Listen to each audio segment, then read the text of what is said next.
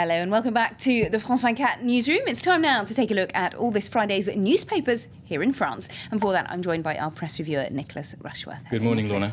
Right, so first of all, the French press leading on the former French finance minister, Christine Lagarde. She's now head of the IMF, but a scandal that dates back to the 1990s appears to be potentially catching up with her.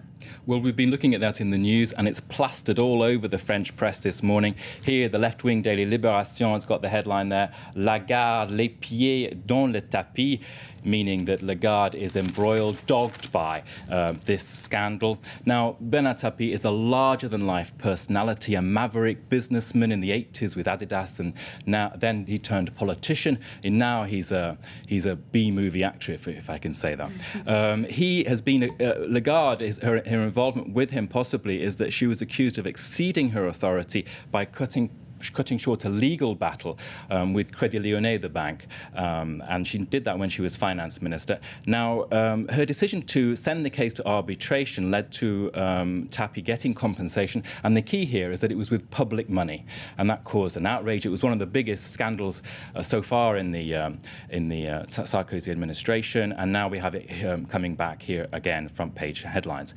Now, all the papers are saying this is pointing to the Élysée. The editorial writer in Libération, Nicolas Demorand, asked, is this a Tapie scandal, a Lagarde scandal, or a Sarkozy scandal? And he argues that, well, Lagarde never hid her disregard for Tapie. There you can see the Libé's coverage there in full. And she never hid her disregard for him. The main question, the paper argues, the Libération, is what role did the Élysée Palace play? And Tapie was a socialist minister at one point under François Mitterrand and a supporter of Sarkozy when Christine Lagarde made her decision on the case in 2008.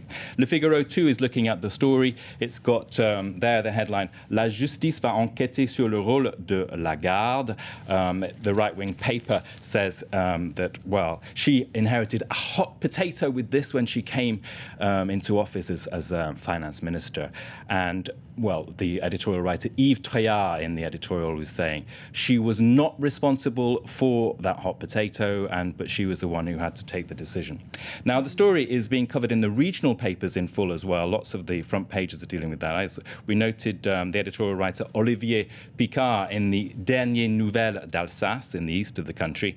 And he argues that Christine Lagarde is, without doubt, not responsible for what happened, and there is the problem. She carried out the decision regarding a person she didn't have any connection with, he says, and however, Lagarde could be the person who's going to be paying the price. Well, something that could run and run. Let's move on to Syria, also top news for the French papers, and Bashar al-Assad blowing hot and cold with that crackdown on protesters and also announcing moves towards multi-party democracy. Well, Le Monde, I'm going to turn to them. They have a great cartoon there. Plan 2 is showing the gun of a Syrian tank pointing at UN Secretary-General Ban Ki-moon's face. He's screaming through a megaphone there saying, stop, if not, we'll do nothing. And sitting on the UN podium there is a Chinese representative, we can guess, chiming in, you are being too aggressive again, and he's talking there to Ban Ki-moon, of course. Le Parisien is also looking at the Syria story. It says that Assad's move to decree moves towards a multi-party democracy appears to be the Syrian president's response to the UN Security Council resolution, but it says it's an illusion, even cynical, given the horrendous crackdown that's underway. And just to end on this look at the press in France this morning, just a photo of President Dmitry Medvedev. He's making the headlines with Medvedev girls. There you can see a photo of three stripteasers who are in Moscow in the chill, part of the racy campaigning in Moscow ahead of next year's elections. OK, thanks very much indeed, Nicholas, for that look at all today's French newspapers. That's all from us in the newsroom for now. Thanks for watching. Do stay tuned.